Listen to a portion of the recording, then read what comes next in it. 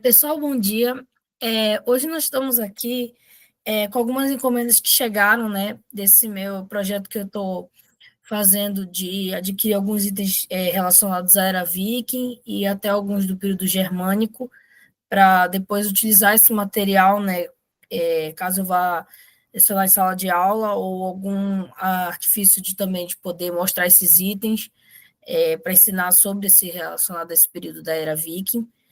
Em alguma ocasião, eu estou pensando, inclusive, em montar alguma coisa para poder, até mesmo para divulgar um pouco sobre esse período e também sobre as pessoas que também trabalham com esse tipo de material, né? Divulgar também o trabalho dessas pessoas.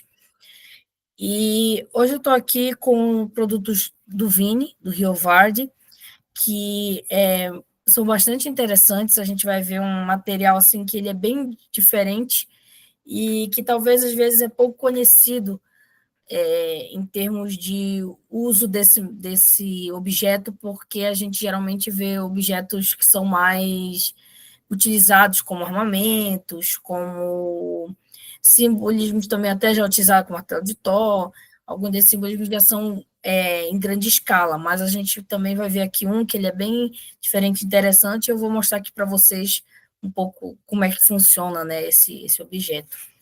Então, a gente tem aqui as chamadas good goobers, que eram essas pecinhas, que eram pequenas peças finas de folha de ouro, que a gente chama, né, tanto que a tradução de good goober pequena pecinha de homem feita de ouro, pequena pecinha em folha de ouro. Então, é muito interessante porque essas figuras elas eram utilizadas muitas vezes ou como amuletos ou de forma devocional, que você utilizava como oferenda. Então, elas eram às vezes encontradas em locais também de adoração e também eram encontradas em alguns lugares de sepultamento. Então, eram figuras também que as pessoas utilizavam em seu cotidiano, bem como também nesse uso de devoção, uso em templos, em locais também de adoração ao culto a algumas divindades. É bem interessante dessas figuras é que varia o que aparece nelas. A gente tem figuras masculinas, femininas, animais, então é bem interessante. Essa aqui, no caso, não sei se dá para ver, é uma figura feminina. A gente tem aqui o traje, né, a roupa, o uso do sapato, aqui em cima o rosto, o cabelo, que é aquele cabelo que é muito associado, inclusive, ao número 3, a figura de Odin, né, que é aquele nó que fica, parece eu digo que parece um pretzel, porque ele fica, um nó triplo no cabelo, e aí ele fica como se fosse um rabo de cavalo com esse nó triplo. Muitas pessoas às vezes associam até com a figura de valquírias, entre outras figuras sagradas, mas é uma questão muito em debate, porque pode ser muito mais associado a figuras femininas da época mesmo, de mulheres comuns do período. E, inclusive, tem uma peça que traz, né, duas figuras, tanto uma masculina quanto feminina, que são associadas, né, ao deus Froi e a giganta. Deixa eu só lembrar o nome dela, que eu não recordo aqui. E a giganta Guerra, lembrei. Eu estava tentando lembrar o nome dela. Então, muita gente associa, né, como um símbolo também de amor entre o casal, o símbolo também dessa questão da fertilidade. Mas, assim, há muita discussão sobre se realmente é Freud e Gerda também representado. Então, a gente não tem, assim, também a conclusão de como que é, porque a gente tem poucas representações que talvez nenhuma da giganta Gerda é representada em outras peças. Então, a gente não sabe como é a representação dela em certas peças, e de Freud também é muito difícil. você sabe dizer se realmente foi que está ali representado. Então, aqui no caso, o Vini fez, né, o pingentinho, transformou a Gudguba em um pingente. E aqui, no caso, ele mandou até mais peças, tem mais delas aqui, acho que acredito que são 6 ao todo. A gente tem outra aqui.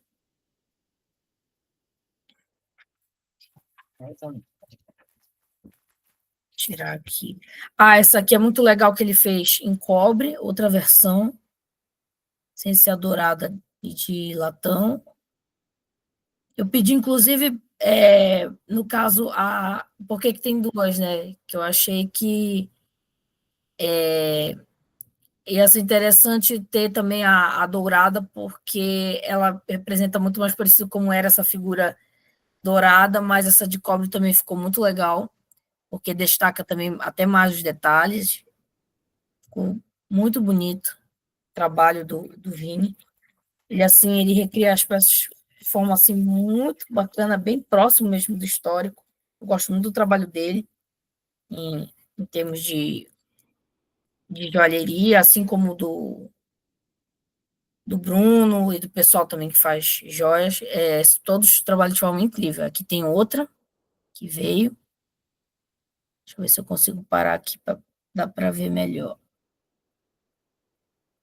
Ela está balançando por causa que ela é fina e um pingente, então ela balança mais.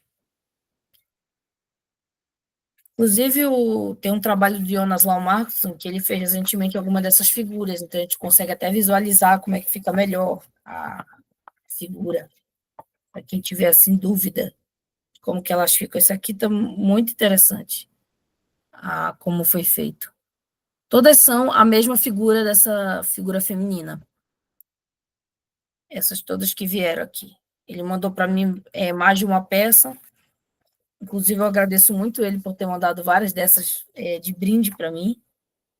É uma peça muito bonita. Vou fazer um colar com cada uma, ou até vou fazer, acho que um colar com essa aqui em cobre central e as outras aqui em volta, as douradas. Estou pensando aqui, tendo várias ideias para isso. E achei muito bacana.